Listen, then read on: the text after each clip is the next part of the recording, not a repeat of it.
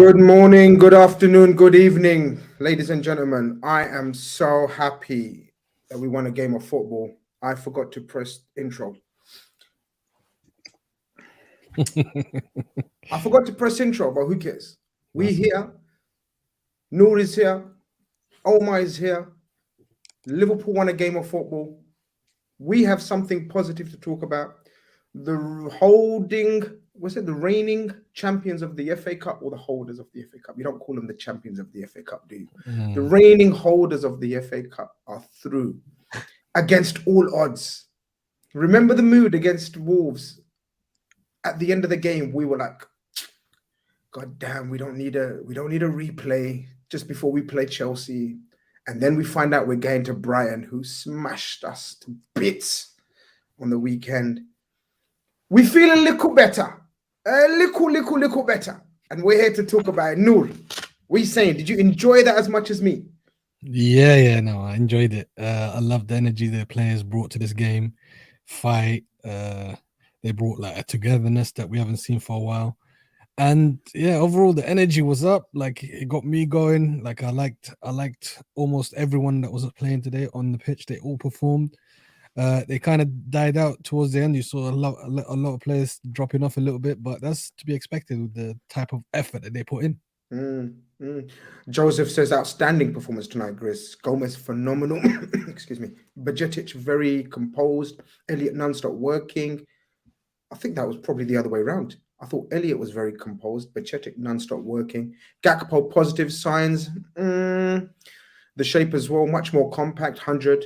Very, very happy tonight. Clean sheet. 100. Holmes, you pretty much agree with that comment from there? Anything to add and subtract before we get into the game? Overall feelings? I mean, yeah, no, I'm happy, man. It was a hungry team, as I said in the chat, and it just showed the performance. It was like the press looked coherent. The team looked like they wanted to win second balls, first balls, everywhere.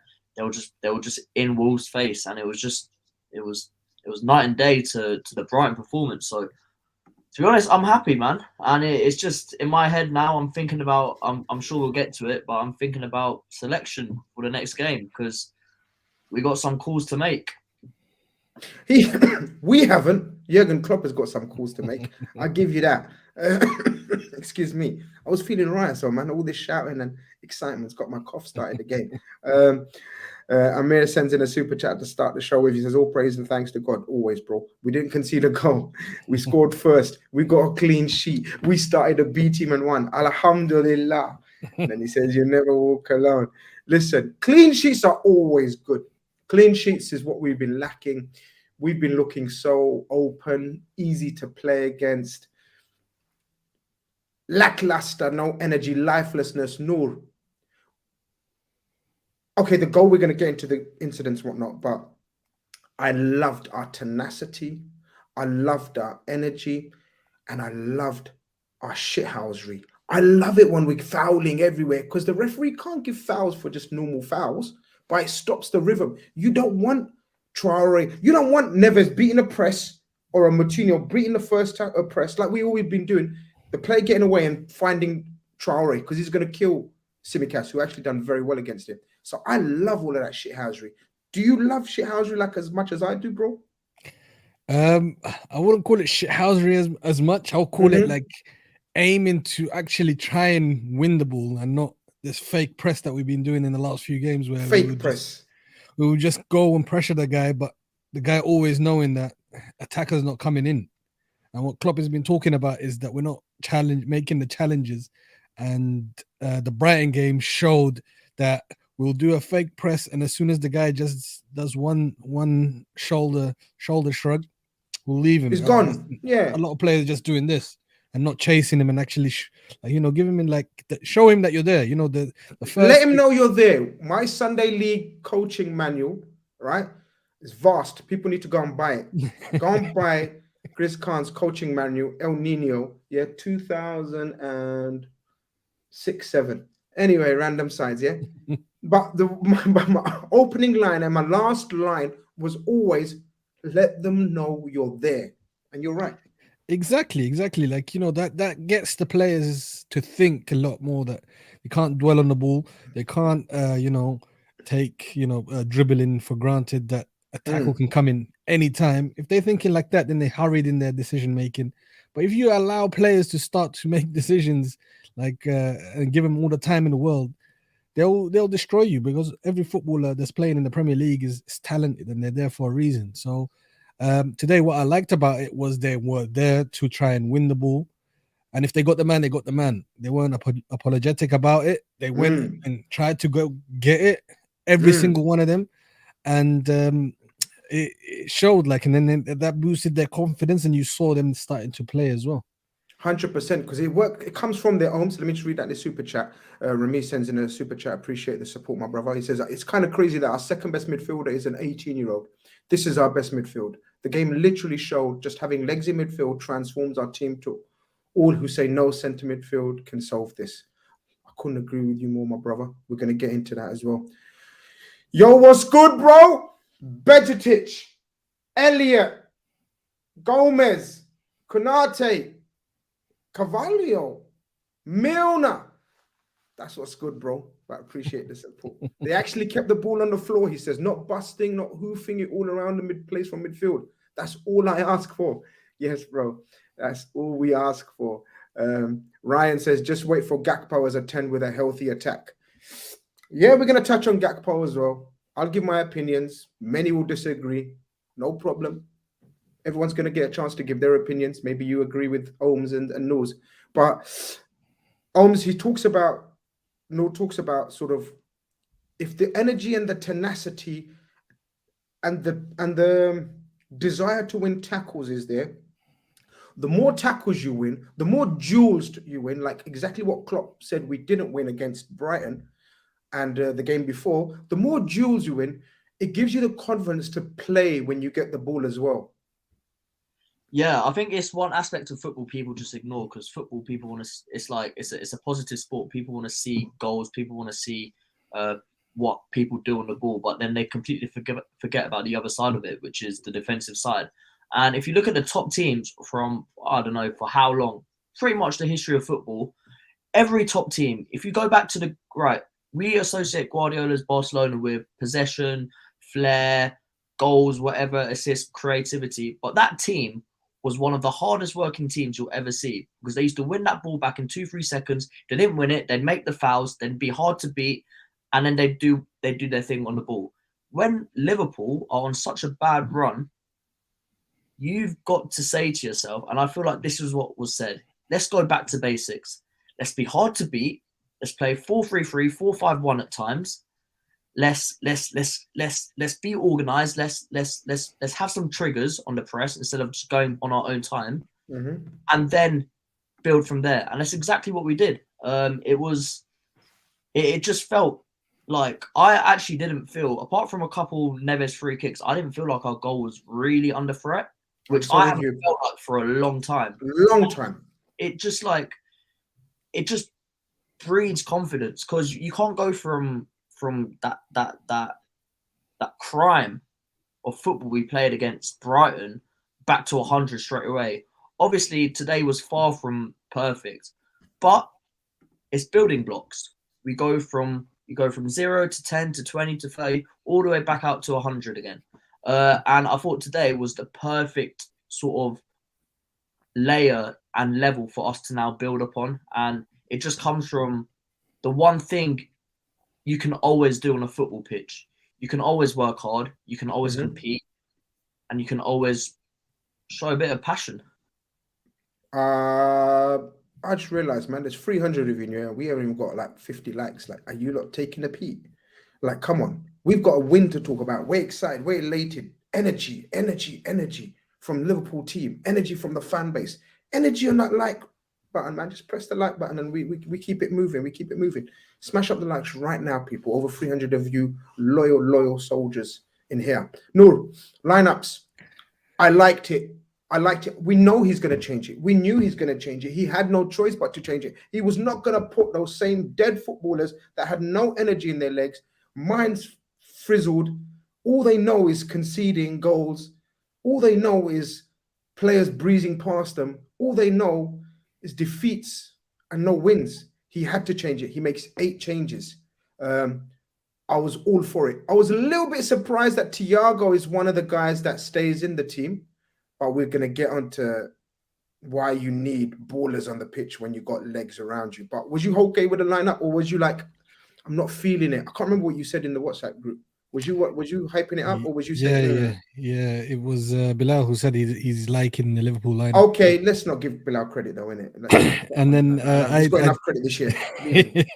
And I said to him, yes, because you like football, and the lineup that Liverpool put out was like a lot of ball playing players. Carvalho likes ball to feet, doesn't panic on the ball. Harvey Elliott, Bajcetic, Thiago, Naby Keita.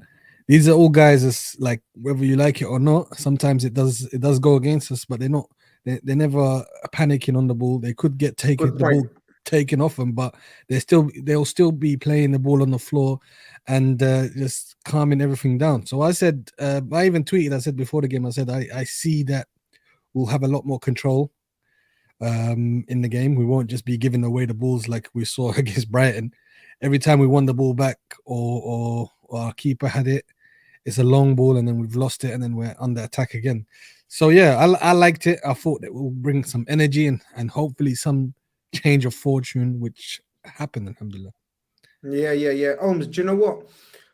I really, really enjoyed a couple of cameos, and we're going to start slowly getting into the cameos that we did like. But what's your thinking about bringing in Kelleher after he said that Alisson is the goalkeeper for the FA Cup? Or yeah, I think he said something like that. I think, do you know why? Can I give quickly my theory on it? Or not theory, but just an opinion. Alisson needs a bit of a mental refreshment as well, you know. I think the performance of the team around him and the defense especially, I think he's dragged his performance a little bit down as well in the last few games. Did you see that as well, or no? Yeah, and we forget how like relaxed and good Kelleher is. And it's a shame that if it was him, I would actually now, I don't know about you guys, but I would now just say to Kelleher, maybe for the next couple rounds, have Brighton away. If we go through that game, have who else we got after? Because Alisson, like the demand on him this season, the amount of action he's been involved in, it's like people think just because he's a keeper, it doesn't take its toll, but maybe it doesn't take as much of a physical toll, but that mental toll it takes on him is pretty big. And we saw Alisson maybe have his worst season in a season where mentally he wasn't right, and we just need to maybe look at that a bit more and just sort of look after him a bit more, because look, for me he's the best keeper in the world and he gets us out of a jail a lot of times. So yeah, I'd keep going with Kelleher. I thought he was really composed today. Like the ball comes into the box and my God, like no matter how bad we've been this season, Alisson and Kelleher as your first two keepers, God, can't go wrong. So much better than having Karius and Mignolet, or like the disaster show we had for the last 20, 30 years. And Adrian. Yeah. They're the total opposite, exactly what you're saying. Adrian causes panic, Karius obviously. But you're right, this guy exudes calmness and assurances. And I've said it before, the first time I laid eyes on him was Milton Keynes away in the League Cup. Why are you laughing, Holmes? Like, story. The first time I laid eyes on him, it was at Milton. Bro, he's a, you know what I mean? It was lovely flowing blonde locks of hair. You know what I mean? First time I said rainy Milton Keynes away, I was like, yo, this keeper looks so calm, looks so good on the ball. And I thought he's going to go a long way. Now, unfortunately, I know we've discussed it, that I don't think he's going to stay beyond this season. But I guess if there's a position that we can let someone go, Noor, it's probably keeper. We've just said it, like 25 million. If we get something like that for him, we can't really say no, can we? Because it's going to be his decision. It's not like we're forcing him out. No way. He's brilliant. We love him. But the guy is quality and class. Like so many, he's not, Ohm's right. So many high balls that he came for, they're challenging for. There was frenetic pace some of those passes were frenetically played back to him. He just exudes calmness and assurance. Yeah, I like him much better than Alisson with the ball at his feet. To be honest, I don't panic as much. Alisson's got that little bit. Sometimes he dwells on the ball and then boom, which what we saw last week against Wolves as well. So yeah, I like him a lot, and he's a young keeper with ambition, and I think it'll be very, very hard for Liverpool to keep him. And he's developing and getting much better year on year. You see the confidence growing, and it'll be hard to keep him, to be honest. Yeah. And unfair as well to try and keep him. Yeah, I think as well. I think Jurgen Klopp's that kind of coach where if someone comes up to him and says, "Look, Gaffer, you know what I mean? I love you, I love us, everything is good here, but I need to play." And I'm 24 now. I think he is. He's about 24 now. He's the best. He's got the best goalkeeper in the world who's not looking to finish anytime soon. And these are peak years that he wants to get into. And also like that comment that I was put up, Harvey Davis and Peteluka are very, very highly thought of. So I think between them, we'd probably be okay in that position. Got a super chat, and KM1365 says, "I remember Grizz tweeting before, Bajcetic has no future at LFC. Should he be cooked for it? Should I be cooked for an opinion that has not been proved either way? Make it make sense." Appreciate the support, appreciate the super chat, KM, but tell me why I should be cooked because Bajcetic put in we'll get on to man of the match, but one of the performances of the game without a shadow of a doubt. Bajcetic was superb today, brilliant today. His energy, his pressing, his positional sense, maturity on the ball, sensing of the danger, all of that. What I said in that tweet that a lot of people are trying to remind me about or cook me for. Was that after the City game? I can't remember what game it was. All I said was, out of all the youngsters in our squad, it was during pre-season, I think. I said, what I said was, in my humble opinion, Carvalho, Elliott, Doak, Calvin Ramsey, I can't remember who else. I think that was it. I said, they're the only ones that I see having a long-ish career at Liverpool. And everyone went, you don't see Bajcetic? I said, no, I think he's a good player. I see bits in him. I see promises in him. I just don't think he will be a Liverpool player long-term. If he is, football is a humbler. And I'm right here for that. And I'm right here for that shit. Yeah, merch is coming.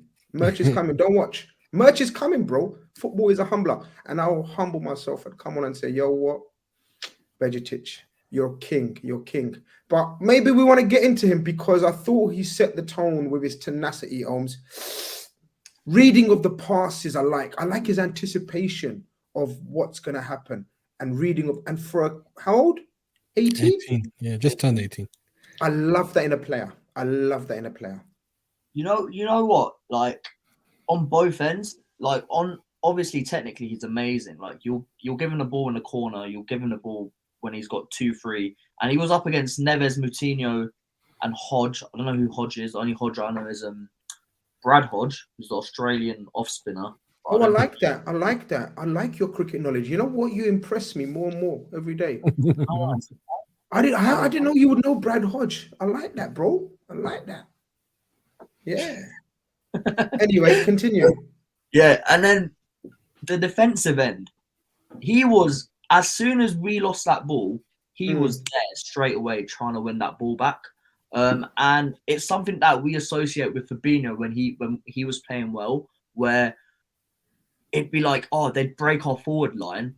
They'd maybe break our two midfield eights, but then you've got this other guy in behind that's just there. And yeah, he was maybe making a few fouls, but that's what we want. We want people trying to win the ball. Like Nurse said, like we don't want a fake press. We want guys there trying to win the ball. And he had the energy, he had the legs. I think with someone like that, when you look at him, you think, yeah, he's going to be great technically. But does he have that sort of dog in him that you need in the Premier League? Oh, he's got that. He's got that. I like it. So yeah, no, I'm really that surprised me the most, essentially. The fact that he has that intensity in him. And look, he's gonna get bigger. Like naturally, he will get bigger. I don't think it's on him to completely fill out and bulk out. You got to remember he started off centre back in the youth team, so he's got a bit of height about him. I was told that he's about 5'11", guys. Does anyone can confirm that, or let me know in the chat? But if he's 5'11", he's I don't know if he's going to grow much more. He's 18 now, but he's definitely going to fill out. Definitely will, and growth stops about at 21, 22, so he can still grow. It was just, you know what, that midfield, I'm sure we'll touch onto it, but it was just the ball would go into midfield and you'd actually just feel comfortable that we'd keep it. Like, we'll go into the goal, but our goal comes from us just being composed in a corner. This can't be right. He's not 6'1". He's 185, which is over 6 foot. Yeah. Oh, sugar plum. I'm telling you, I like that. I'm gonna keep a keener eye on him. You know what, people? There's no harm in being wrong sometimes, man. People are coming for me left, right, and center. I'm sure Avi sent a lot of people go and cook Grizz. He said about Bajcetic. Bro, when I see something nice, I speak on it. And today, if he's 6'1", because I'm a firm believer in the Premier League. I don't want people to start giving me La Liga hype about Xavis and the Iniestas and all these mans and the Silvers of this world, the elite. But in the Premier League, you have to have a certain height and physicality about you at the very, very highest level. Unless you're all on the same wavelength and technically brilliant that you bamboozle people. How many teams have we seen that only rely on that? The great Arsenal teams, Vieira, Petit, Sol Campbell. You need that in midfield. We already know about Man United's Keane. You know what I mean? We already know about Man City, Rodri and these guys. You have to have a physically, Fernandinho previously. Look at us, Fabinho, Hendo, 6 foot plus. You have to have, that spine has to have an element of physicality and 6 foot. And if he's 6'1", the rest of his game, I like that. Sorry. I'm going all in on Bajcetic. I think I'm going all in. He's sitting there next to Mudryk and Iwobi, and he's there. That's my stocks. That's all. I put all my money into them. You've done it. We can add Grealish back into that as well, because the Mount Rushmore.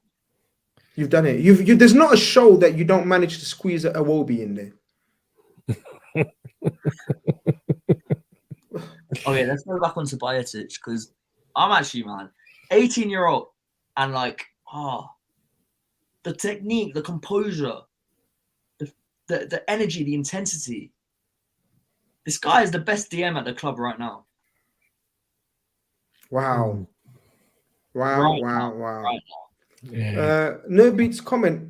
Which comment? Sent me to torment. Naby sent me to torment Grizz, and that Bajcetic comment. Okay. You said. When you hyping up mans as well? Okay, Noor. Okay. No. What I said was like I remember one show where you said you don't know if he'll be top and nice, and the Man City game in the Carabao Cup where he got a little bit rattled by KDB because KDB was sitting on him and allowed a lot of play to go around him. Yeah. And so I said, that's a learning lesson for him to learn from that. Either he's going to break him or he's going to send him to another level. And then he came on against Aston Villa and scored the most composed goal I've seen in a while from someone playing in a Liverpool shirt.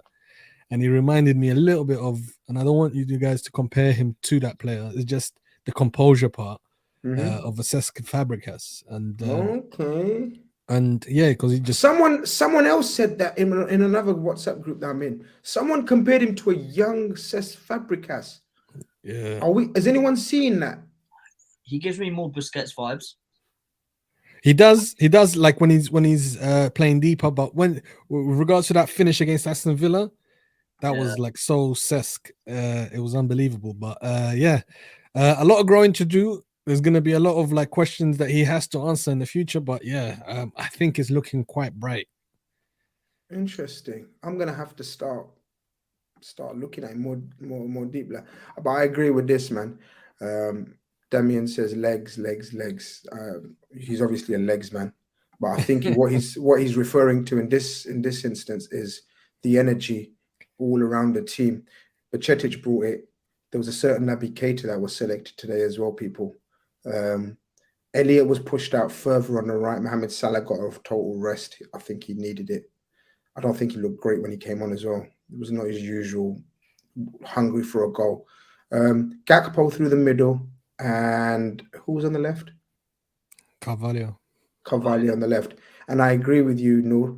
That's a very good observation. All six of our front three, or three midfield and three up front, love the ball to their feet. None of them are physically intimidating enough to play the ball over the top and chase it down, or play the ball up and hold it.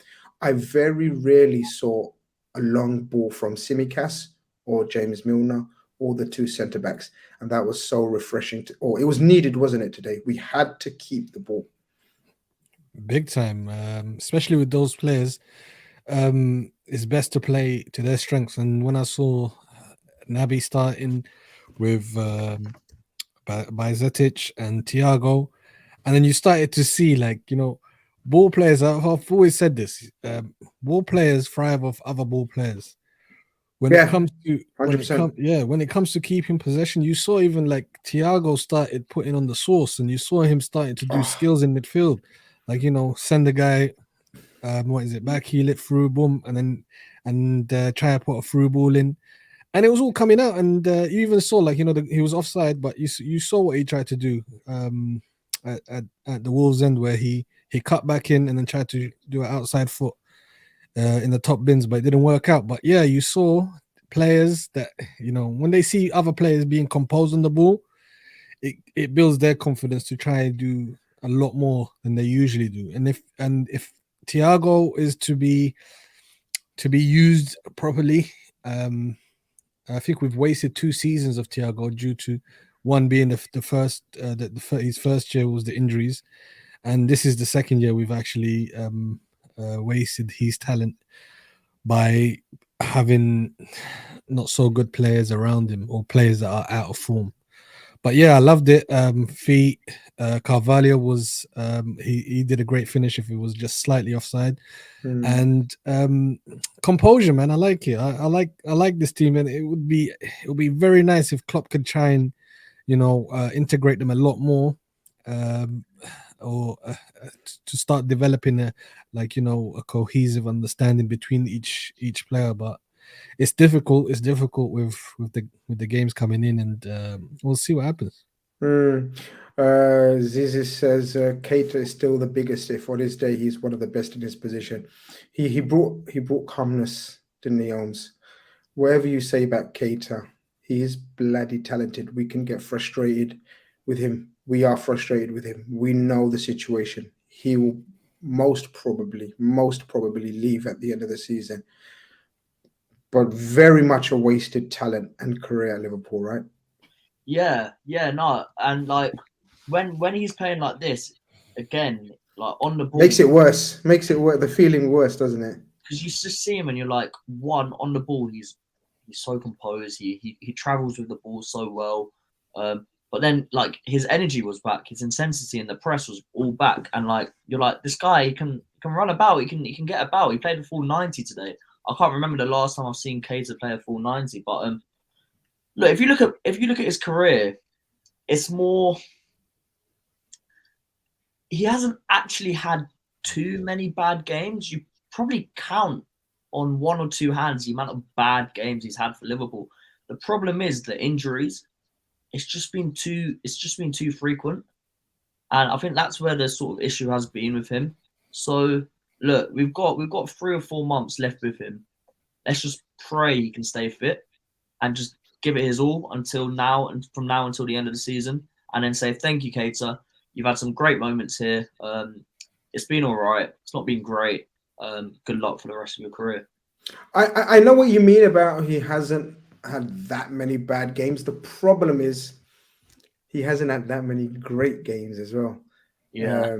There's a lot of games where he's coasted, and for a man of his ability and talent, but then maybe some would relate that back to his tentativeness because he comes back injured and he's not confident enough to do the things that he would be able to do if he was fully fit. You get what I mean by that? Like, the best we've seen of him was probably in that run from around this time last year all the way until the end of the season.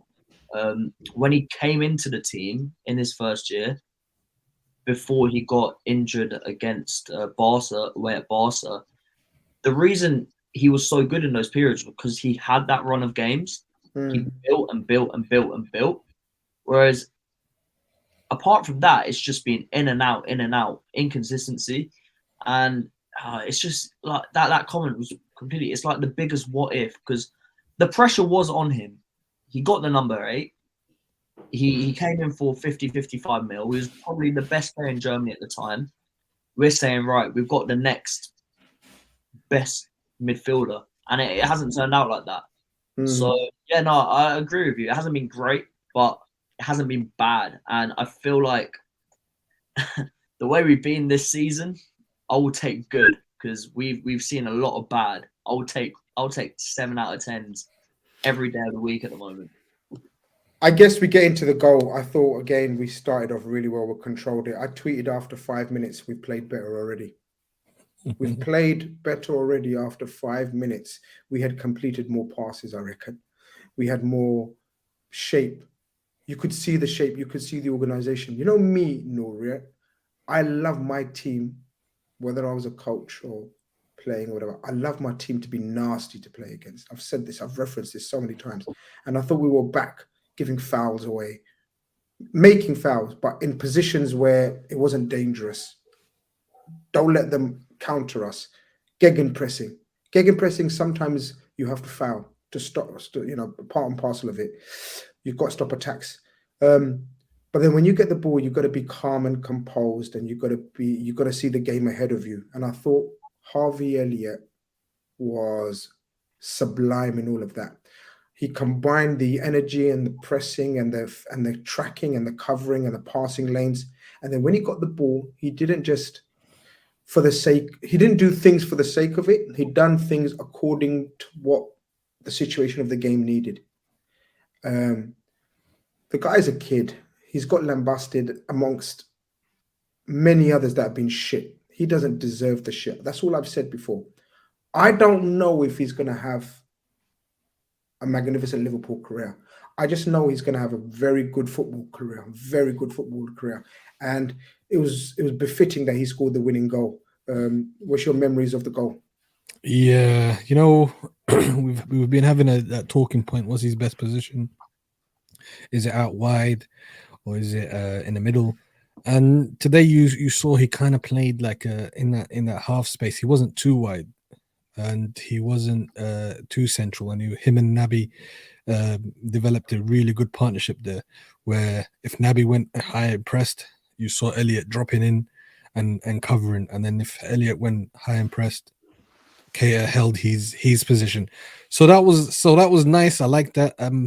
I've said it before. What we need to start using him more is to try to build like the talent ID of a Mahrez for us, rather than a Silva.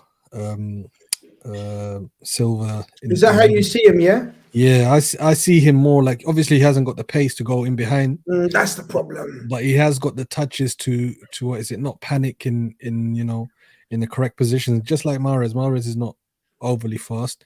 However, he's got the technical ability to, be calm on the ball and drop a shoulder here and there to create space. And in the Premier League, you need that. You need that, just that half a second of time to create or score. And with his goal, this is where I like senior players like Milner being in the team, because he was interviewed afterwards, and because Milner was in acres of space. And Milner, he said that Milner was shouting to him to shoot rather than pass.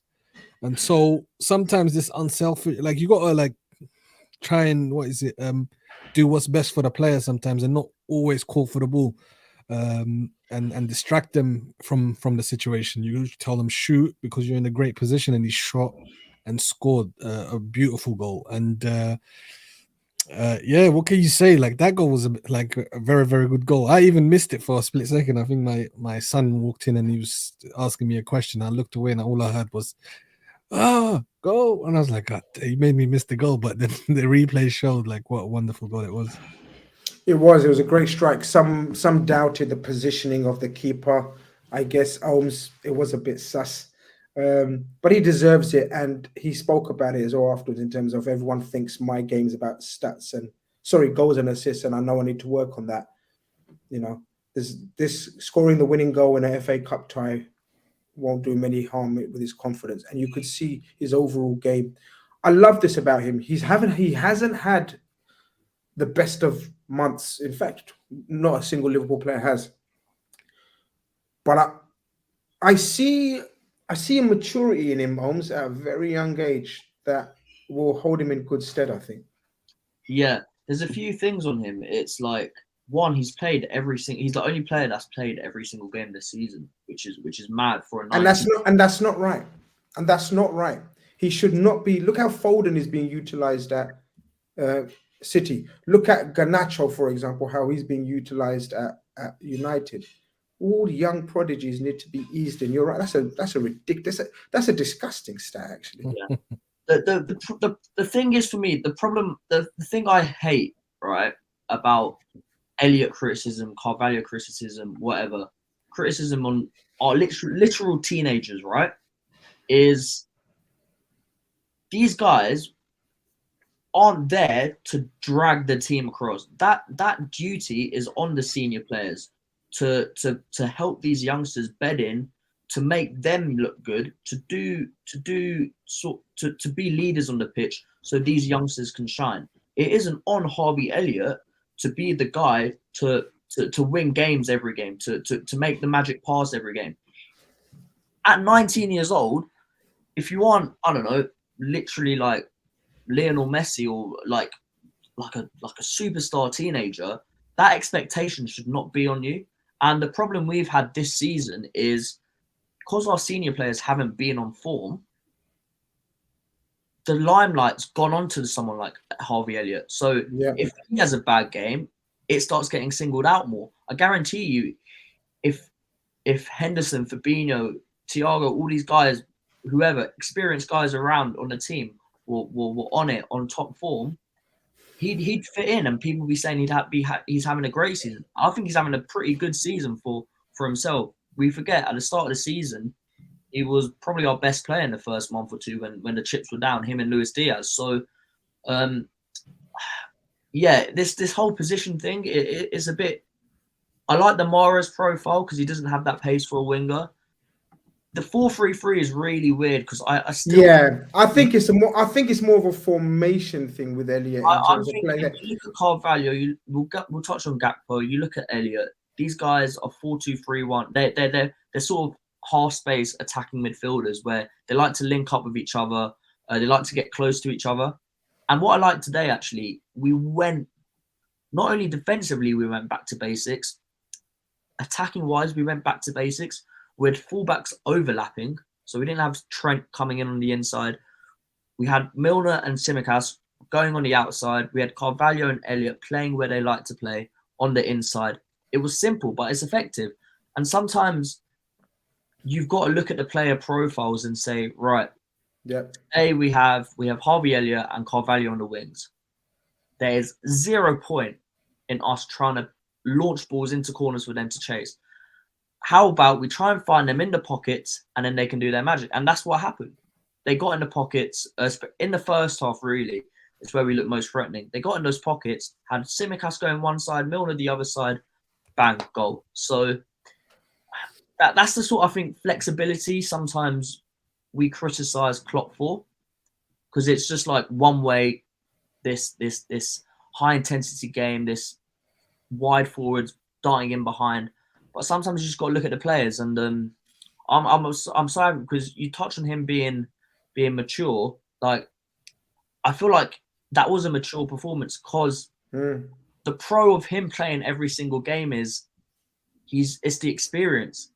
Like the more games you play, naturally the muscle memory, the sort of game management, the situations you get put into, you just feel more comfortable in. And he looked comfortable. He went into midfield for the last I was just going to say, he's being used in a variety of positions and roles. Now, Short term, it may affect his confidence because he will have games where he's not shining or not looking good because the spotlight, you're right, will be on him because A, he plays for Liverpool and we're expected to compete, and B, social media is such a bitch. Everyone looks to just drag everyone. Do you know what I mean? Opposition fans will look to drag him. Oh, is this your wonder kid? But long term, I think this is doing him wonders because you're right. His game intelligence will improve playing right wing in a 4-3-3 or 8 in a 4-3-3 or 4-2-3-1 as a one of the three in behind the one. All of sometimes 4-4-2 we set up with him. So all of this will be an education for him, and he's the kind of guy, Noel, that you can tell he's taking it all in and getting better, isn't he? Yeah, you can tell exactly, and part of the positive of actually playing almost every game or every game, being part of every game, is I liken it to the development of Saka. Saka, like during Arsenal's leaner times, was being utilized as a left back, as a left winger, right winger, and sometimes even played in midfield. And so he was inconsistent a lot as well. Like he was getting criticism. Yeah. I remember Yeah. last year he was getting criticism for not scoring enough or creating enough. And then if you compare him to a Foden who's been dripped in by Pep, you see now how Saka's, or in my opinion, Saka's overtaken him in terms of effectiveness for their teams. 100. And so this could be, like in the long run, a really good football education for him. And it's someone that you can see from his demeanor, someone that listens and someone that's always paying attention and trying to improve, and not someone that's just has an ego and thinks he's the best, but actually trying to work on his game and try to be the best, and more importantly trying to help the team. And as we said, it topped off with a winning goal. Ramesh says, sorry, Elliott's a great right wing in midfield. He's too easy to dribble past. Yeah, look, it is what it is, isn't it? Because he hasn't played there much, and it's a total different thing, especially the way we press. If you get beaten very easily in that first initial press that we do, it exposes the likes of Trent or Matip because you'll have a direct access to there. So he has to learn when to dive in, when to bring the guy down, positional sense. He will learn. I agree. He's not great in that position, but I agree. Big up Media Plug, man. People, you're going to be hearing about Media Plug more and more. Brilliant Media Plug. Go check them out on their socials, on their Instagram. Make sure you give them a follow. Massive shout out to Professor Grizz. Thank you very much. His football seminar is live. That's what I'm talking about. Football seminar is live. And football seminar is usually, seminars are usually hosted by who?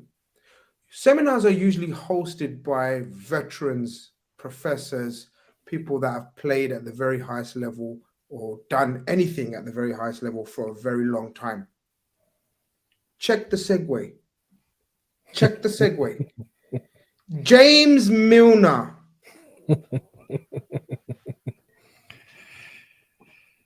Say no more. James Milner, guys. Just when we think that's it now, James, hang up your boots. You're a king for everything that you've done for the game, not just for Liverpool, for the game of football. Started off as 16-year-old. People forget he started off his career as a 16-year-old. And now what? 30? How much, guys? 37? My maths is not even that. I don't even want to go. Huh? 21 years. Yeah, I knew that. 21 years, this guy, yeah, playing at the highest level. Someone correct me if I'm wrong. I don't think he dipped below the Premier League at any stage of his career. Never. So we're talking league winning teams, Premier League, Champions League winning teams. In fact, he's properly completed the set, apart from Europa. But and I mean, he probably didn't want to play in Europa. This guy comes in today, leading captain of a very young team, very inexperienced team, very inexperienced centre back pairing alongside him, a young Konate, and a Gomez that's not in form or hasn't got much confidence in his game, and then he's got a young midfield in Bajcetic and Elliott ahead of him.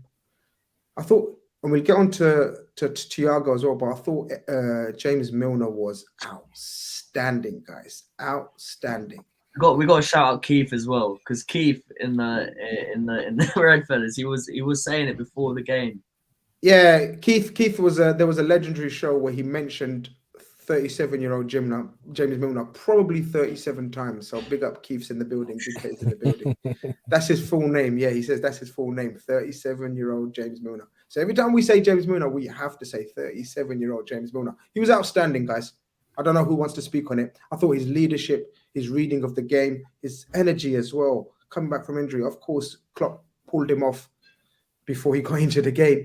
Yeah. So the best example you can get, man. Every young kid needs a hero and an icon to look up to. James Milner is not the most fashionable, but if you want to reach the top, you have to have elements of James Milner's professionalism inside you. Oh, 100%. Probably one of the, if not the most professional I've ever seen. Ever. Like, I'm talking ever. Yeah. You know what it is with him? Like, these are the games you want to see James Milner in. You want to see him in the cups. You want to see him coming in 15, 20 minutes. He's not going to be starting the big games anymore, right? He's not going to be, unless there's a massive injury crisis, whatever. Or he has to fill in at right or left back, which I think he's fine at. Like, he's not going to be, the fan base needs to understand Milner's not going to be in that midfield three week in, week out. But what he offers is invaluable. One, what he offers backstage, I'm sure an absolute model professional, as Grizz said, for the youngsters. We all know about his relationship with Harvey Elliott, how he's sort of taken Elliott under his wing. Number two, on the pitch, when he's sort of filling in for 10, 15 minutes and just grinding out games. And then number three, when he's playing cup games, when he's having to fill in at right or left back every now and then. See, my mind, right? I go straight to, I look at this performance and I'm like, I think so far ahead, I think, right, we've got a great litter of young talent, especially in like midfield attacking areas, Jones, Carvalho, Elliott, Bajcetic, and you've got someone like James Milner who, look, if he can keep up these fitness levels, you probably want him still around the squad. But then we also do want more midfielders in, like without a doubt we do. So look, there's a lot, the problem we have, there's a lot of players there. It's just who stays and who goes. And right now, I'd want to put my faith and and invest into these youngsters that we have in midfield areas and sort of have them play second fiddle to hopefully a couple, 2 or 3 new midfielders.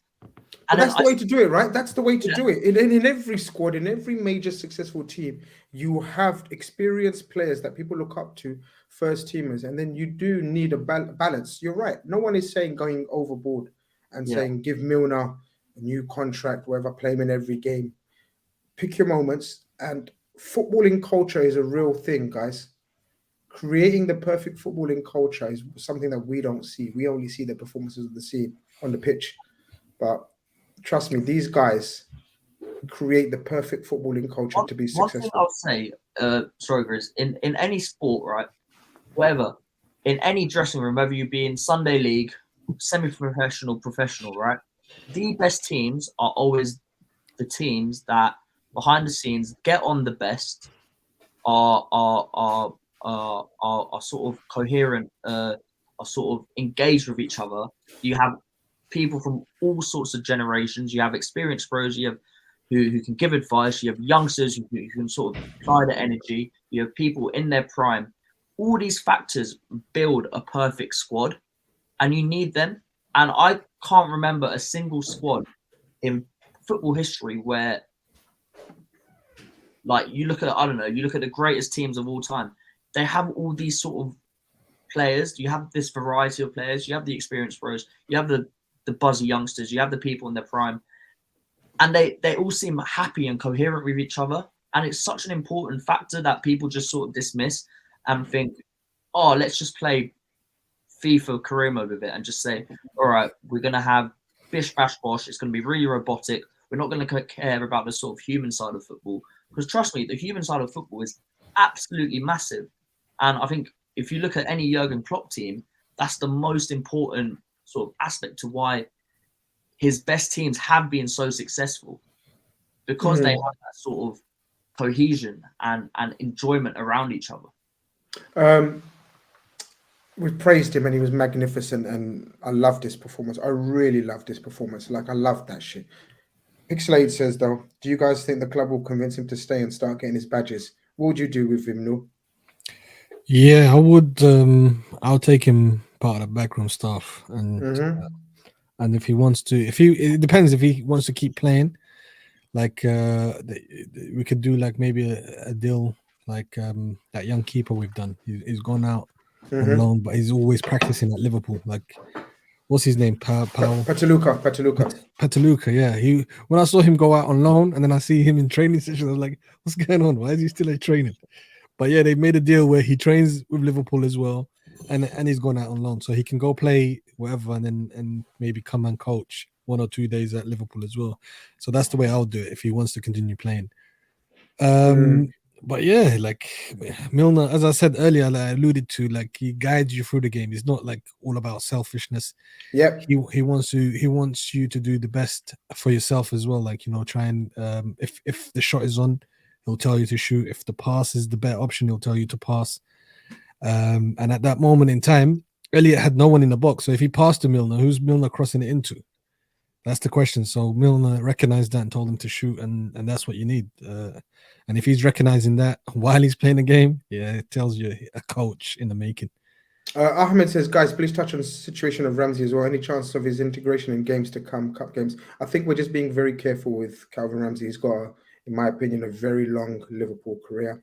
He's absolute quality, but he's another guy that's growing. He's going through a few growing pains, apparently. And it's normal. They're just being careful with him. They're just biding our time with him. Long term, it'll do him good. We take the lead. I'm like you, Holmes. I honestly didn't feel like any danger. I was so calm. The reason for that is because our shape looked so secure and solid. And our centre backs, no Virgil, and Virgil's been awful in my humble opinion. No Matip, who started off the season very well, but has fallen off a cliff again, in my humble opinion. Joe Gomez, confidence destroyed, and Welbeck destroyed him on the weekend as well. And that's even rubbed off on Konate's performance, who started off like a house on fire this season, and then just, sorry, he didn't start the season because he was injured, but then just, again, like Alisson, everything around him is crumbling, and his performances have taken a hit as well. But I thought the pair of them communicated, covered, tracked runners, and were aggressive. Can't fault them today, really. This was always the dream, right? It was always, you had Virgil and Matip as the senior ones, and then Gomez and Konate were going to be this great next generation. This the next in line of the continuation of the fast, strong, composed centre back. And for the first time, they've been together, and we saw it today. We saw not just their sort of physical, like their speed and their sort of ball playing skills, but we saw their sort of box skills, where Wolves played a lot of crosses in, especially in that second half, and we dealt with them time and time again. And I actually prefer Gomez on the left, and I love Konate on the right, because especially when someone like Trent plays, Konate sort of naturally just sweeps up that side so well. And I thought Gomez was magnificent in sort of covering, because Adama got in behind Tsimikas a few times, and you had Gomez there today just sort of matching his pace and just sort of ushering him out the whole time. So, look, Gomez hasn't had a great season, and he's been in and out, as always. But again, I still see him as someone that we should still persevere with. Yeah, I would persevere with him more than I'd persevere with Matip, just because of age. Oh, for sure. Yeah. And the fact that, Yeah, literally, I'd say just because of it's just because of age, really, and the fact that we know his levels when he is good. He's a bit like Keita, right? He's a bit like we need to sort of see him in a run of games where he can just sort of get confident. And look, it's so cliche and it's such an old saying, but clean sheets build confidence, and that was our first clean sheet in 8. So look, I was so happy seeing them. That was one of the standout things from the game for me. Gomez and Khanage, and I'm sure we'll get onto it this week. But for me, I'm going with them two until they mess up for as long as we can, until Virgil is back. So Saturday, I'm going with them two because huge call. I thought Matip was shocking against Brighton. I love Matip, by the way, and we can't discredit what Matip's done. But for me, we have to go into Chelsea with Gomez and Khanage because the way them two played today was, and I wasn't annoyed when Nat Phillips came on, but they were doing so well. I was like, why would you sort of stop that momentum? But yeah, they looked like the dream that all Liverpool fans had when Khanage came in, which was Gomez and Khanage were going to be this great next generation of centre back. I don't know, Noel, man. I'm going to be real honest and not be a flip-flopper and a reactionary guy. I saw that performance and it made me smile. Really happy for them. And I guess what's going to be the deciding factor for me anyway, to make a decision, not for Klopp and Liverpool, they've all going to have their own factors to take into consideration, right? But the bit that Omar convinced me probably is because we've got so much to do in midfield in terms of bringing in players, letting players go, etc. I don't think we can afford to let both centre-backs go. When I say both, Matip and Gomez, I think we have to persevere, almost maybe reluctantly for the not Gomez fans, because I don't think we're going to see the best of Gomez again, right? I've said that before and I'm going to stick by it. I know he played magnificent today. It was Wolves' reserve team. There was not much threat through the middle. But if I had to choose for the age and everything else and the injuries and everything else, I'd have to let Matip go and I'd persevere with Gomez. Where are you with the Gomez chat? I know it's like a weekly, every fortnight chat, but there's going to have to be a decision made in the next 2 seasons max. Yeah, like Gomez he's got all the attributes to be a top defender. However, sometimes I always think about his focus or his mental side of the game. Is it there? Is his leadership there? Because in central defense, you need to be a leader. You need to be guiding other players through a game as well. You can't be just thinking about your game. You got to be positioning people. Did you notice that today? I thought as Milner went off, they had their most sort of pressurized spell. Yeah. But then he brought on Nat Phillips as well, who's a brilliant talker. Yeah. So I like that, what Jurgen Klopp attempted to do, because you're right. Gomez and Khanage are too quiet. Very quiet. And even Matip as well can tend to be quiet. And with Virgil this year not playing too well because he's been a lot like very, very passive in his style of defending and not being proactive and not shutting the danger down from source. It's kind of like, it's given an opportunity for maybe one of these young players to try and step up in a leadership position and start to take a little bit more ownership in guiding the team and being a lot more solid. So for me, if that's the case, if we had to pick one of those, I'll stick with Gomez. We have to, I guess, or how are you doing it then? Are you keeping Nat Phillips as well? Are you keeping Nat Phillips as your Matip? No. Okay, so how are you gonna solve that? I would try and get like an upcoming centre back. Yeah, up and coming young centre back. That's I think Vardio is in the market. So again, I think Vardio is in the market, and he's a big Liverpool fan. How much you looking to spend, bro? Realistically, this is the problem. No. If it wasn't for the midfield fucking disaster that we're suddenly seeing, and we're suddenly realized and accepted as a club now, and as a coach now, that shit, we got pardon the pun, we've got whole midfield, right, to sort out. How's he gonna? We're looking to spend 200 mil in midfielders and then another 70, 80 on Vardio. Where does the club stand on Van den Berg? They like him. Because for me, they like him a lot. I think he's coming back, lads. Remember the date? What's the date?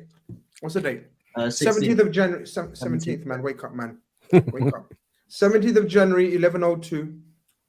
Sepp van den Berg will be back with the first team next season. See, if he trusts him to be with the first team, I trust him to be there as the fourth. It's risky, right? Stroke fifth. Stroke. Yeah, we can't do nothing with Matip. We're not selling him. He's just going to be there. Okay, yeah. If Matip was the fourth, him and Matip were the fourth and fifth, I'd be happy, right? Phillips, for me, right? I don't like. We have to remember not to get too sentimental, right? Phillips had like a sort of fairy tale season with us, fairy tale couple of months with us, where he just turned into an absolute beast at centre back. But he's never been a Liverpool centre back. I actually think he'll do well in a lower. But we keep hearing this. I agree with you. Overall, I absolutely agree with you. But he hasn't let us down. Every time tell me, guys, has he let us down ever? The one game that stands out to me this Palace. season You're gonna say Palace, isn't it? Yeah. That's when I was like, if we're gonna persevere with this high line, he's not the guy. And sometimes, again, on the ball, like he is a bit like one things I hated of his game when he came in was on the ball. He is a bit too slow with it. He doesn't sort of fizz it around the back, whereas Matip on the ball is great. Khanage on the ball is great. Virgil can ping a ball 60, 70 yards. Wait, Konate was Matip today. Did you see how many times he strolled out with the ball? Yeah, he used to do that at Leipzig as well. So look, I get it. I get them. There is going to be decisions to be made around our centre backs. You know, Virgil's not getting any younger. Matip, I think, is pretty much in the Hendo levels of done now. I just want to touch upon sort of Carvalho's impact on the game. I thought it was neat and tidy.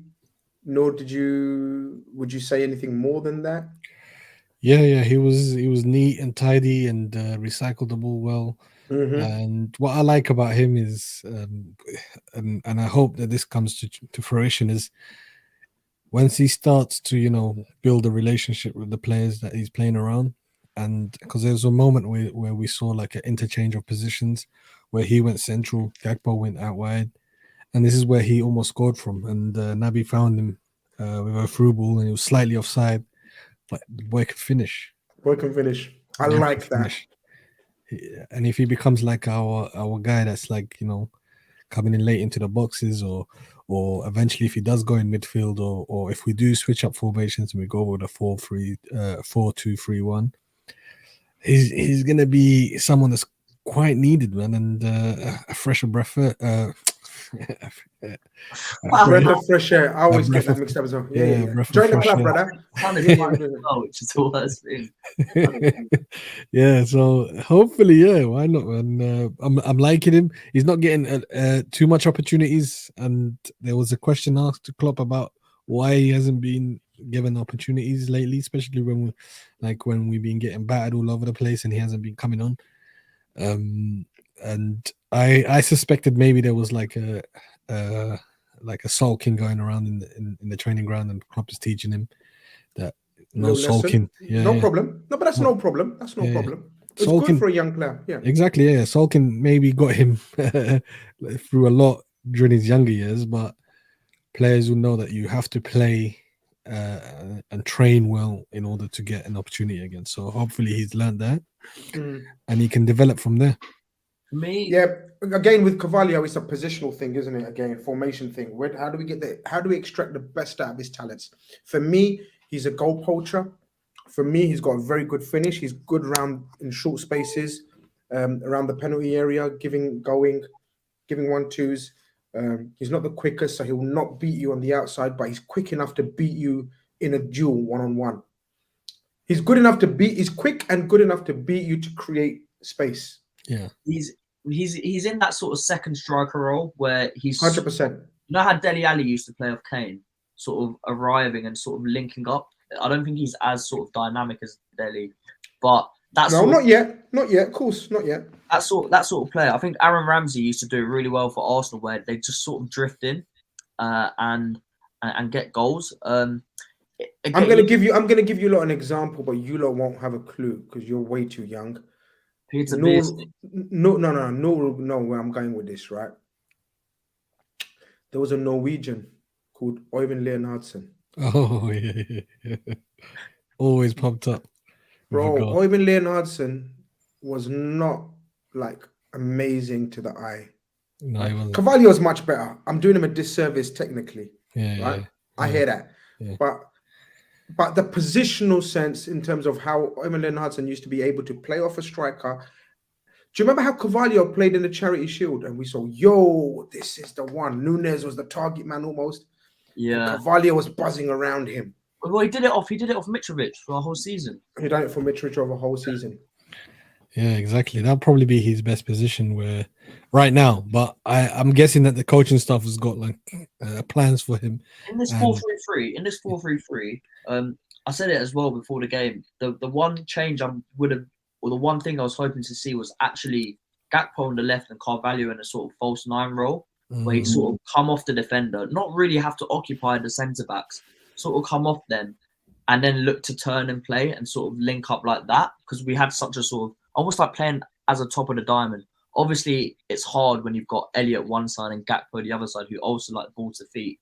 But Carvalho is a project. I feel like he could be like a sort of Firmino project. He just needs to get stronger because he has the touch. And if we're going to play this 4-3-3, I feel like that's the best position for him. If it's 4-2-3-1, he's a brilliant 10. He is him off a striker, having options left and right. Absolutely fantastic. And I think he'll thrive in the team. But for me, that was the only thing. It made sense. And we might have looked a bit more potent if we had. Because again, I feel like if you play a ball to him to feet, he might be a bit more secure and a bit more agile to sort of turn than Gakpo is. Because I feel like Gakpo's, well, I'm sure we'll touch on Gakpo, but Gakpo is someone that likes to run at people. He doesn't like to receive who's back to goal. Well, we'll get on to Gakpo. Look, I agree with everything you guys have said about Carvalho, and yeah, it's a formation and tactic thing in terms of how we're going to utilize the best of him. And I don't think we're going to, moving forward, when everyone's fit and we've got legs in midfield coming in the summer, God willing, inshallah, next season we're going to be a different animal, complete different animal. I don't think people are ready for 100% Núñez, Diaz, Jota, Salah. I don't think people realize what we got cooking. We just very unfortunate injuries, lack of investment in the midfield to give them a chance to perform. But when those guys that I've just mentioned come back, I'm not going to speak too early. Gakpo, I didn't mention in that four. The strikers are 4 forwards, attackers, strikers, whatever you want to call them.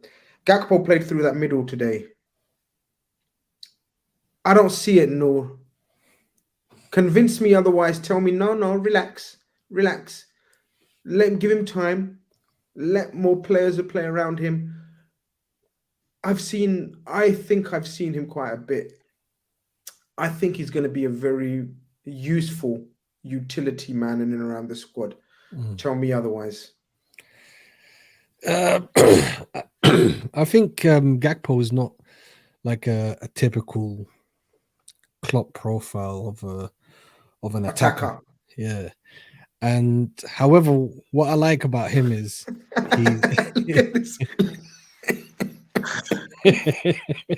you know, that's not too far off, you know. That's too funny. The same haircut. That's too funny. No, but what I like about him is he's one of those guys that I think can gobble up like loose balls around the edge of the box, in the box, and finish quite well, because on both feet he can shoot. And I don't know what's the long-term plan. If we're getting like two players for every position, yeah, then it could work. I can see, chopping and changing for different opponents. Those that sit, especially those that sit, I think he'll be really, really good. Those with a low block, he'll be really good where he can, interchange passes with players coming from deep from midfield, or his strikers. But yeah, so far it hasn't been something to write home about. His Yeah, performance. look, I'm not judging him on the Liverpool performances. People need to understand I'm not that cruel, I'm not that cold, and I'm not that stupid. I'm basing it on overall what I've seen of him, and I've seen enough of him to, I think, have a base judgment on him, a base opinion on him. Now, of course, opinions can change. And I hope, again, he's one of those that proves me badly wrong. And he's a first teamer when everyone's back. But if everyone's back, is he... I'm going to put it to you. Let's assume Bobby signs an extension. His sixth choice. It's straight in it, Holmes. Am I lying? Or am I being? Yeah, oh my gosh, that's probably the best sixth choice in world football because, like, the five guys in front of him, the levels that they play at when they connect is incredible.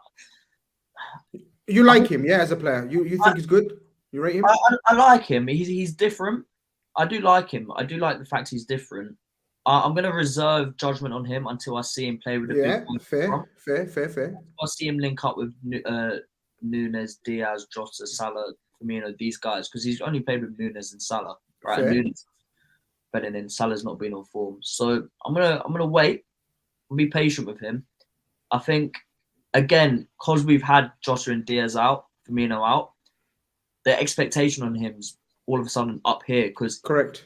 He has to perform straight away. If you had Diaz and Jota in there, he'd be on the bench. He'd be getting 20, 30 minutes. I like this one. Gakpo reminds me of David Ngog. I'll tell you what the difference is, though, Clarence. Gakpo, and it seems like I've got an agenda against him already. He's a Liverpool man. I ain't got agendas against Liverpool players.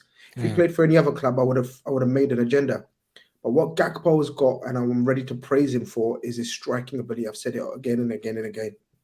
I know we didn't see it all yet, but he's got great striking ability. And he's going to score a couple of bangers here and there. And everyone's going to say, yo, he's one of those where his compilation of goals, they look ridiculous. It's going to be mad, yeah. He looks to get the shot off as well, which I like. Yeah, I love that. He tried a shot from about 35 yards today, and it ballooned. I was like, fair play. Like, sometimes you just need someone to have a pot shot. You can get anything. Look, if he turns into our Origi, God. Nah. Nothing like Origi, man. But like, look, if you have those six forwards, you can have no complaint about our sort of forward depth, quality, in my opinion. Because that is going to be amazing. One thing though that he's really, really good at is his first touch. Watch his first touch is usually on point and beats a man without. He's Dutch, man. He's Dutch. Come on. Without really doing much, he beats a man with his first touch, and I've seen that a lot. And with his ball striking ability, as you said, with both feet, because his left foot is very, very, very good. And you saw that from the World Cup when we scored against, I think it was Ecuador. That left-footed bullet off a shot. He could be like, I don't know what Klopp is planning, because you can go any way. He can play off Nunes and be like the second striker type, and feed off all of those, the chaos that he brings and those loose balls that he brings. He can feed off it, because this guy's a finisher. He'll strike it. If the ball lands at his feet, he ain't looking to lay it off like a Thiago would be, or a Henderson would be, or anyone. He's got the confidence, and we've seen the confidence. Obviously, is a bit too much at times today. But for example, a Curtis Jones would play that role completely different. Exactly. Curtis Jones would get the ball, control it, stick out his arse, and you can't get the ball off him. You know how he does it. Roll a man here and there. I liked Curtis Jones' cameo today, by the way. We'll get onto that. But this guy is not about that life. He's not about protecting the ball and bring it. He wants to face up. Again, we're having an argument in the WhatsApp group. People calling him quick. I don't think he's quick. I don't know where people think he's quick. I think he's not slow, but I don't think he's quick. So, but again, he's got that touch. He doesn't beat people with skill. He beats people with a touch. Yes. And he's got that touch to create space and then crack a shot, left foot, right foot. I'm yet to be convinced about his heading aerial ability because he's 6'4". He needs to do better because him and Nunes could be a threat. Imagine him and Nunes in the penalty box and Jota, who's a machine in the air, and our centre backs. Yeah. Wow. That's a problem. One thing he has to his game where you're like, yeah, that's a clock forward, is that sort of ruthlessness. You feel like he just has that aggression and that ruthlessness just to get shots off. And like, what I mean by ruthless is not like clinical, but it's someone who, if they get a sniff around goal, they'll go for it. And it's the same with Jota, it's the same with Salah, it was the same with Mane. He sort of trained these guys to just be not chaotic, but just relentless with directness and shots. And I feel like he has that. I don't know what you guys think about that. I think he lacks aggression overall, but then I think you changed your tune when you realized I'm going to get cussed if I keep going with this. Like, he's not aggressive. So you're smart. I like that about you. You're developing a smart streak in you. So then you started saying he's got this aggressive nature to take a shot off, which I agree with. Like, he wants to do it. He knows exactly what he wants to do before he's got the ball, which is, I'm going to make space and I'm going to crack it. So I do like that about him. Yeah. He's we'll give him time, but I think it's completely different to what we've got, and we need those, different styles of attackers to break down different styles of opponents. So we don't shoot enough. Exactly. We don't shoot enough. Mohamed Salah shoots, Jota shoots when he plays. Even Diaz don't shoot enough. Yeah. Diaz loves cutting in, then out again. He just wants to make the fullback look like a dickhead. Nunes shoots. Yeah, Nunes shoots, but Nunes don't strike. Nunes needs to work on his shooting in terms of his striking is not clean. Yeah. It's not clean. Whereas this guy, do you know what? Training must be fun with these two, man. Like, their shooting drills are going to be fun. Like, Nunes can... If you combine the two, we've got a fucking amazing forward. Greatest striker of all time. We've got one of the, we got the aggression and the direct running and the pace of Nunes, and then we got the finishing and the touch of a Gakpo. Exactly. Imagine now Nunes causing all of that havoc, and then Gakpo learns how to sniff out the loose ball of the what Nunes causes. It'll be dangerous.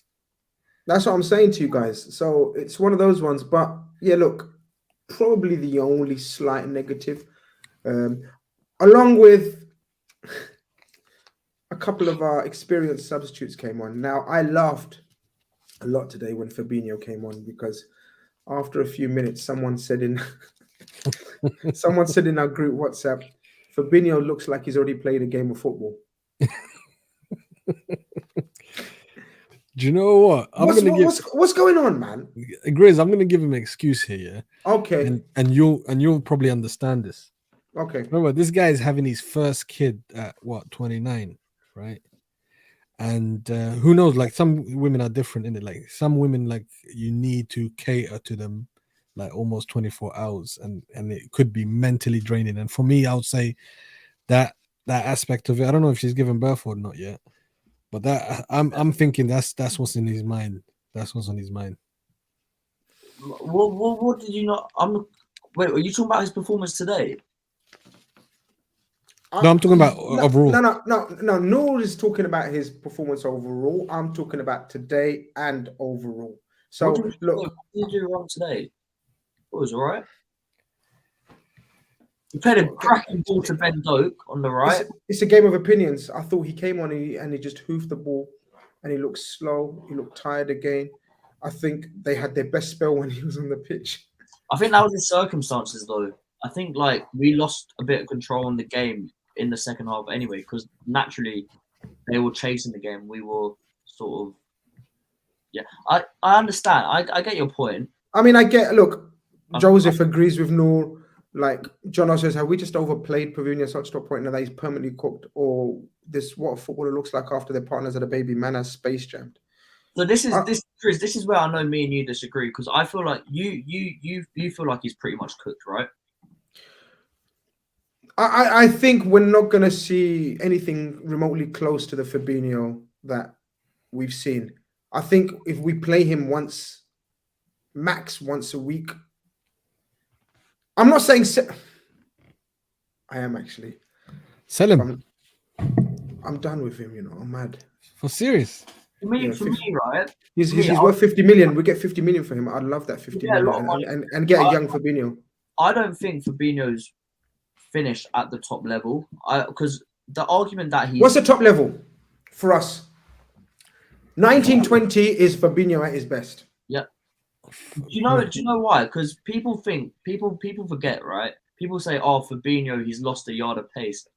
Fabinho never had pace, guys. Fabinho has never been quick.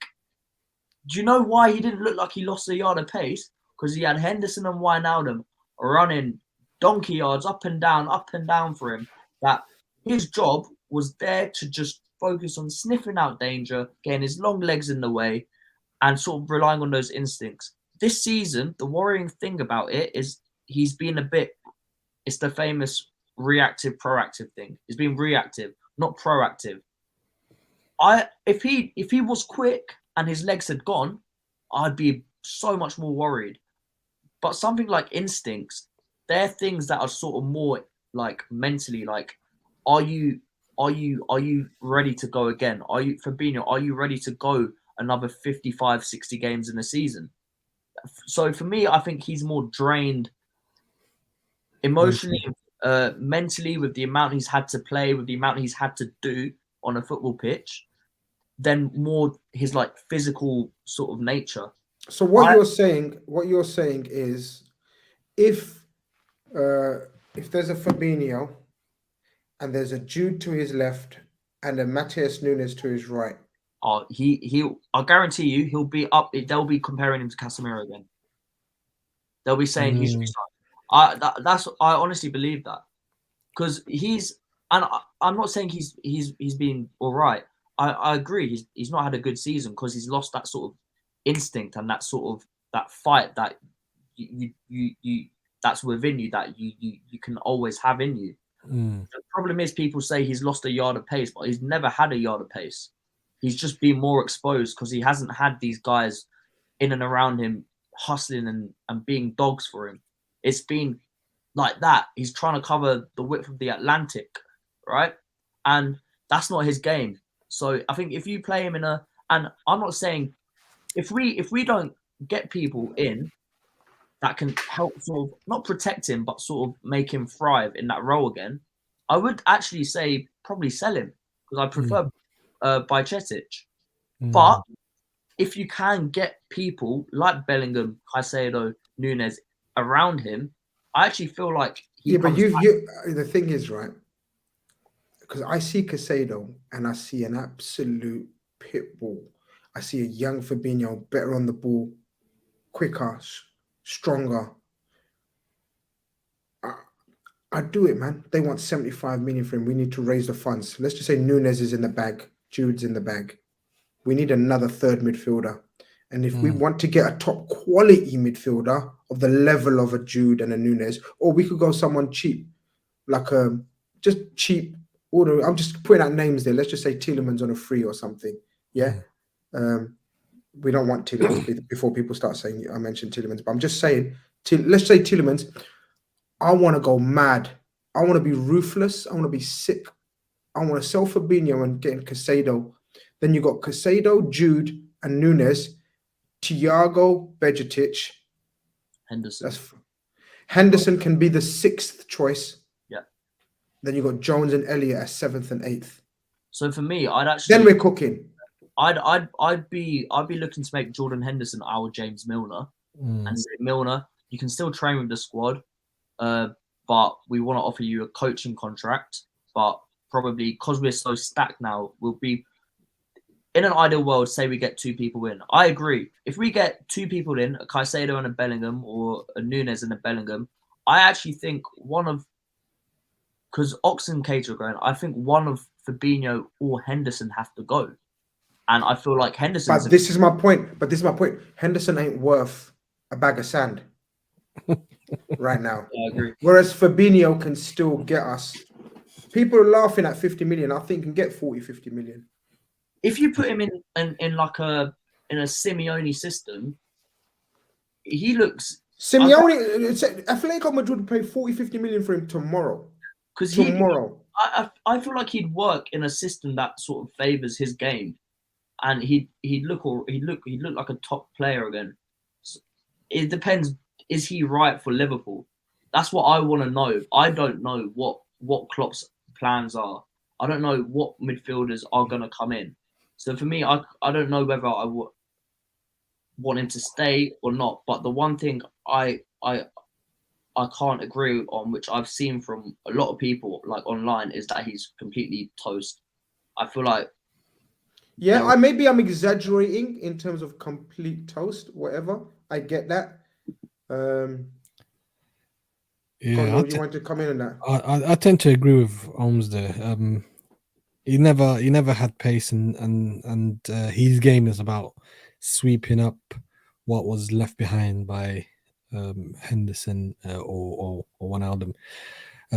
However, now what he's facing is, like, you got to understand that a lot more teams now are starting to do like a high press or like a mid-block press, which doesn't help his game. So there's a theory out there now, like, playing the 4-3-3, is it slowly becoming redundant as more and more teams play with, like, a pressing philosophy, like a high pressing philosophy, and teams with energy around the midfield. And that's where I think he struggles. A lot more teams are going at him and bypassing the others. That's the problem. They're bypassing the others quite easily, and he's having to cover a lot more ground either side of him laterally. So can it be fixed with having a Jude and a Nunes by his side?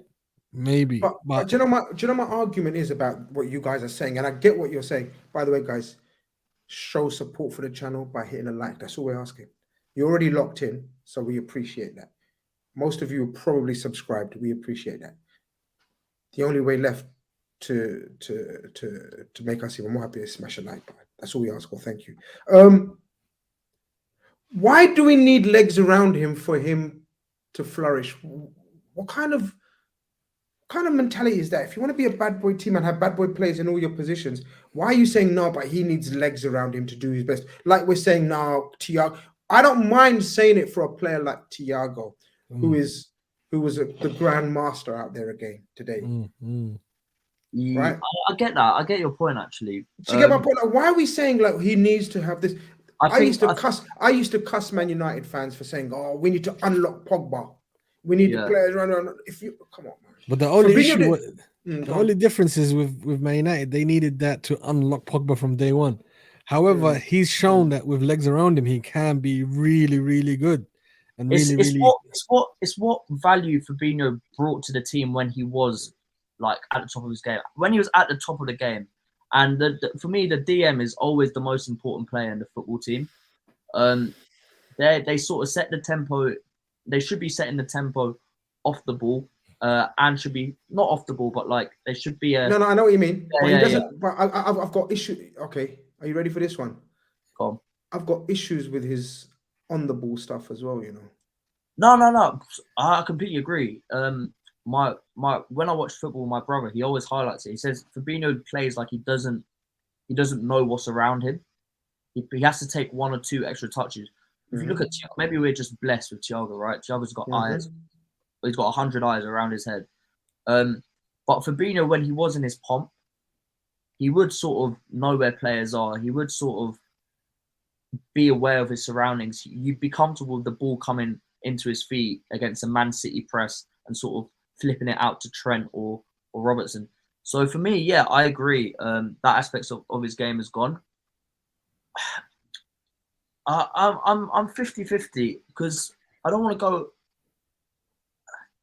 If we do get a Caicedo in, I would be happy for us to sell Fabinho and sort of look to have Bajcetic and Henderson as a sort of backup sixes, right? But if we don't, and we get Nunes, we get 2 8s, right? Say Nunes and Bellingham, then I think I'd be equally as happy with trusting Fabinho to hit form again. That's where I sort of stand. It depends on what we do. And I get the sort of unlocking players. Okay, check this out. I'm going to tell you what we're going to do. We're going to get Nunes and Bellingham. So what are you doing? I'll keep him for 1 more year. I'll keep him for one. How long? When is his contract in? Oh, he's got probably, I'm guessing, around 2-3 years left. Yeah, so I will keep him 1 more year. If he doesn't improve, then yeah, no sentimental things. Klopp said he's not loyal, so I think he should bounce after that. If they come in, we probably see someone like Curtis Jones go, maybe out on loan or fully sold. Just looking at the squad, because 3 years left he's got. Because yeah, I would be fine with him in, but then it also depends on Bajcetic's progression. Because again, we've been screaming for an understudy. Well, this is it. You want to understudy. You want him game time. You want to play him. If you've got, because if Fabinho stays, he's still going to be your main DM. Are you comfortable with him being your main number 1 starting DM? With Bajcetic behind him, I would love. With Bajcetic behind him, of course, yeah. Because you got look. Fabinho is going to be your starting DM, right? You're going to have Bellingham and Thiago, or Nunes and Thiago mostly starting. If let's just assume we're going to play 4-3-3. Thiago is definitely going to be starting, right? Every time he's available. Yeah. What I'm trying to say is Bellingham's definitely going to be starting every time he plays. Then your DM's not going to be Nunes, for example. He may be, actually. We might convert Nunes into a sitting player. In fact, I think we may do that. But Fabinho, if you keep him, is going to be your starting DM. I don't think he's on that level anymore if we're going to go for the titles that I want to go for. Is the Champions League and Premier League. I understand. I get your point. And this is where it's the whole head versus heart. You don't want to. You don't know when the time is up for a player, and I feel like that's where I am at with Fabinho.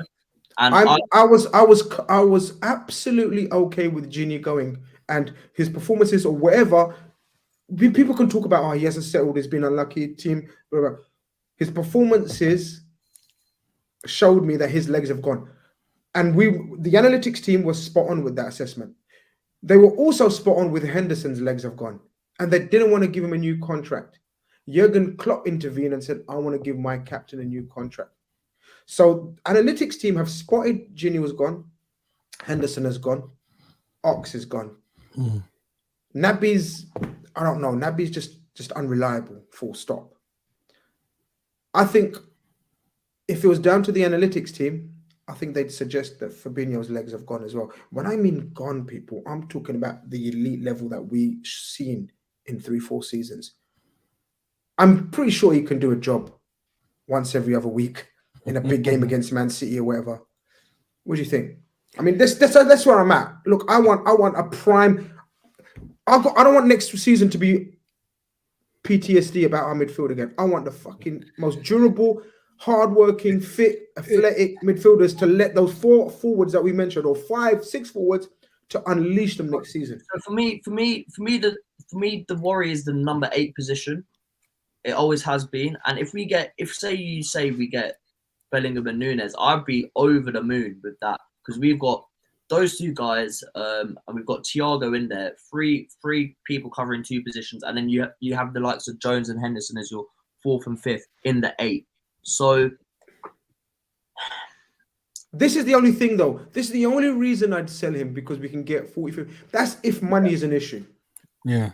If money isn't an issue, no problem. If it was an option between him and Henderson, I'd sell him, 1, because we'd get a better fee for him, and 2, I value Henderson's sort of intangible leadership skills as here compared to Fabinho's, right?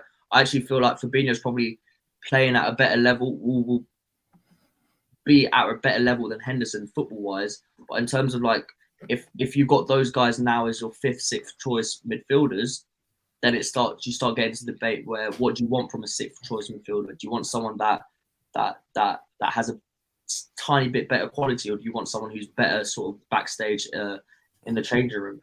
Pixelate Pigeon says regret over re-signing Hendo is something that makes me open to Fabinho living, which means learning from our past sentimental errors, mistakes that we've made. Milner, Naby, Ox, Hendo, we kept him too long.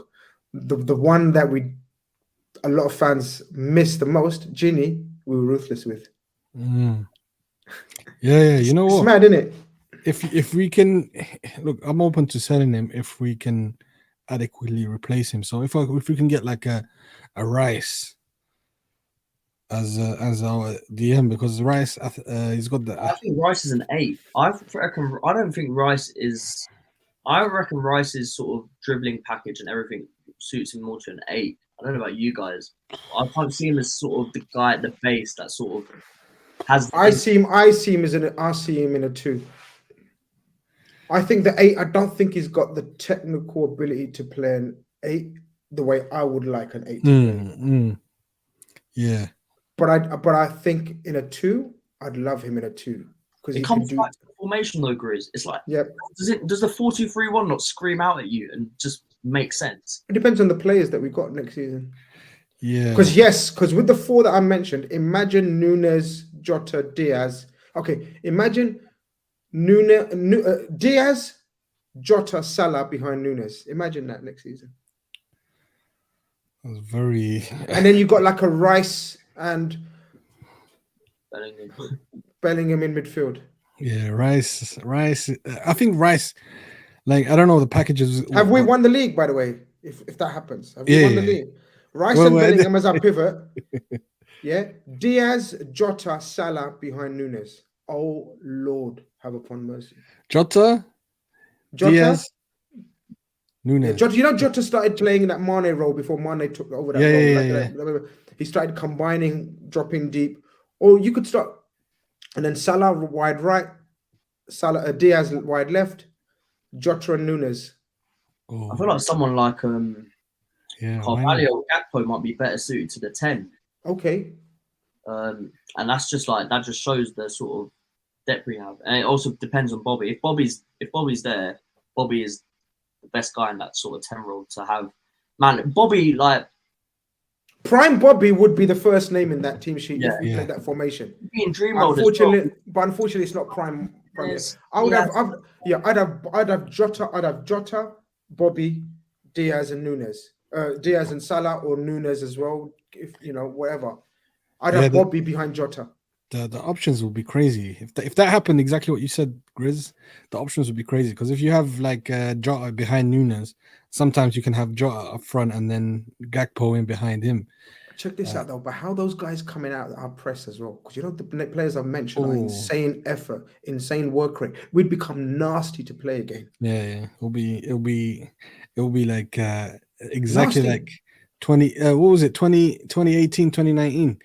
I was confident that we ain't conceding the goal. Did you guys ever feel that? Like I was so confident that I'll be like, I'm just worried. Get the first goal, and that was it. If we got the first goal, I could walk away from the game and not even watch it, and I'm guaranteed it would have been finished with Liverpool not conceding and winning the game. And so it can go back to that type of level. And man, it's hopefully if we get new ownership, money wouldn't have to be a problem. And then we can, start to become like, start to sign players, 2 in each position, elite players in each position, and then you can just rotate so well, like Man City have been doing for years, and not have a massive drop off in performances. There's a lot to sort out. There's a lot to sort out because, like, this summer, like, we need changes. We need players in, but then also there's a thing where you can have too big of a squad. If you look at like Man City's squad, I think this is one thing Guardiola does a lot. If you look at his squads at Barca, Bayern, City, they're actually quite small squads, but there's like 20 really, really high quality players. And then you've got youngsters who just sort of bed in, and that's the formula. And look, if we have ins, which we need, we're going to be seeing outs. So we could be seeing 1 or 2 players we don't expect to go out. Go. But we've got, but we know players are going out. Guys, we know the players that are going. It's very, very obvious. Ox, Naby, Milner. That's 4, right? I've mentioned. Fabinho, 50-50.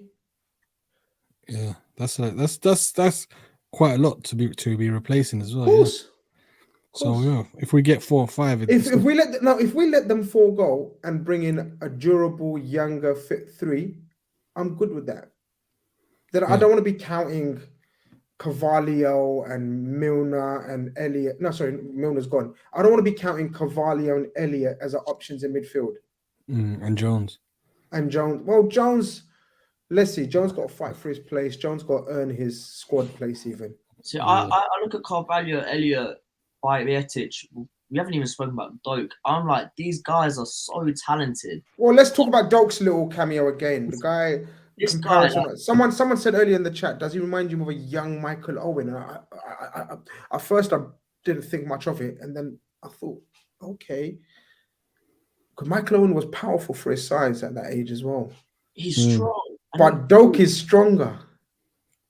He's strong. He's strong. He's put him next to on my Mount Rushmore.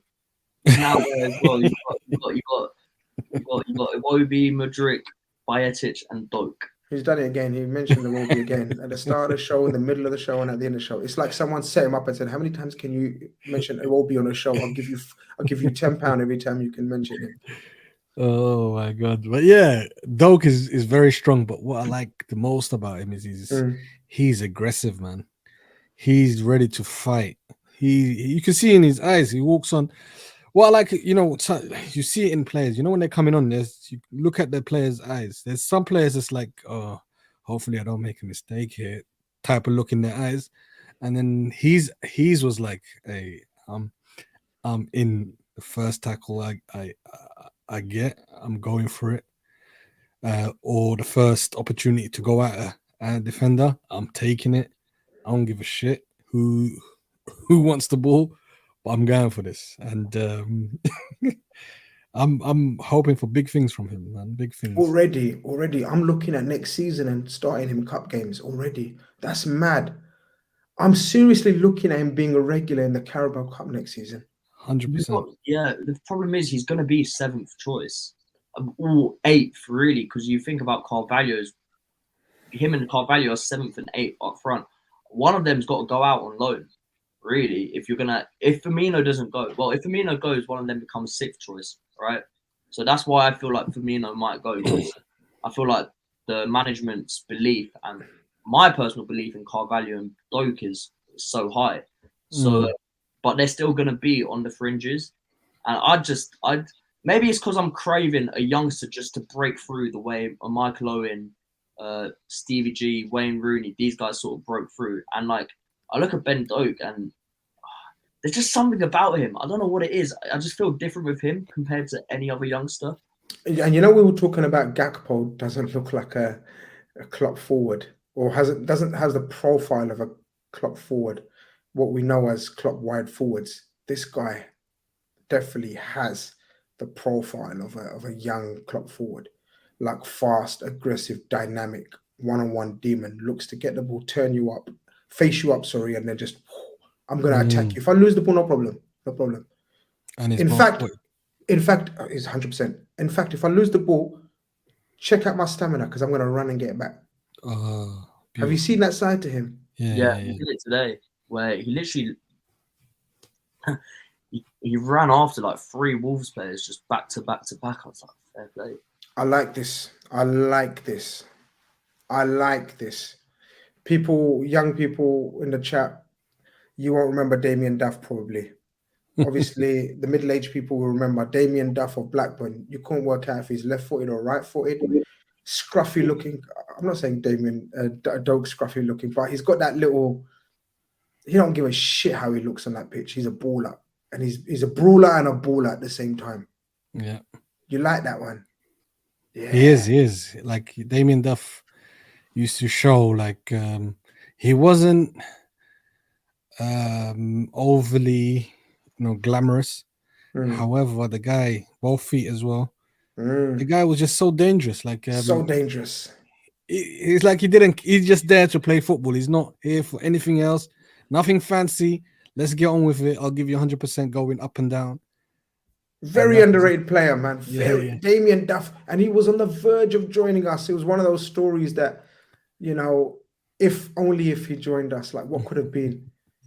Because he was so on the verge of joining us, man. And then obviously he went to Chelsea instead. I hope he turns out to be better than Duff, though. Who? Yeah. No disrespect to Damien Duff, but like, I'm happy. Listen, if he becomes better than Damien Duff, I'll be over the moon, bro. You don't understand how much I rate Damien Duff. Damien Duff's ball manipulation was underrated, man. 100%. It was, man. It was. People, we're gonna wrap it up, man. Today, I think we covered most of the game today and the substitutions. Someone said in the chat, it's good to see Klopp happy again as well. Klopp's been through a lot. You could tell he was like a broken man at the end of the last game. But he seemed more happy. He seemed more calmer. I think a lot of the young players showed him something. A few of the fringe players showed him something. It was good. It was good to see Liverpool show passion, desire, energy. It was good to recognize Liverpool again. It's been a long time since we don't recognize us, man. And that's really sad. You start thinking, have I got dementia or something? What's going on? I don't remember you. It's true, man. It's crazy how quickly this season's just like, this restart. This season has felt long, but we've been 5 games in since the return from the World Cup, and the Aston Villa game feels like it was a year ago already. Like, so much has happened, and it's been 5 games in the league. So yeah, damn, and we're not even halfway through the league. That's why you guys have to think as well. That's why, like, I'm giving some of the players like another chance, because the turnaround from last season to this and then straight going into this season is near enough just continuing like a 2-season like stretch in one, and mentally draining. And I think also not bringing any help in midfield has drained them as well, because that can usually boost you when you get a new face, new legs. We've seen it. We've seen the boost Diaz brought us last January. Yeah. Just when we were looking tired and we were looking he just ignited that quadruple charge. Exactly. So it does. You're right. Players do get a boost. Not only does it increase competition, but it brings a freshness. Yeah, exactly. It's so apparent that we've gone stale. For example, look at tonight. A bit of freshness amongst us, and look, it done wonders. 8 changes, many of them youngsters. Exactly. Mentally, physically, it's a massive thing. But guys, we're going to wrap it up, man. I need some sleep. It's been a great show. Hope you guys have liked, subscribed. If you haven't, I can't be bothered with you lot anymore, man. I'm going to block you all. Next time, I've remembered all your names. I'm going to block you all. And guys, remember, Saturday, showtime, prime time. He's back. Wizzy. The man returned. Why do you have to big up something that's not happening? You always do this to me. But anyway, post-match carnage. We're through to the next round. Peace out.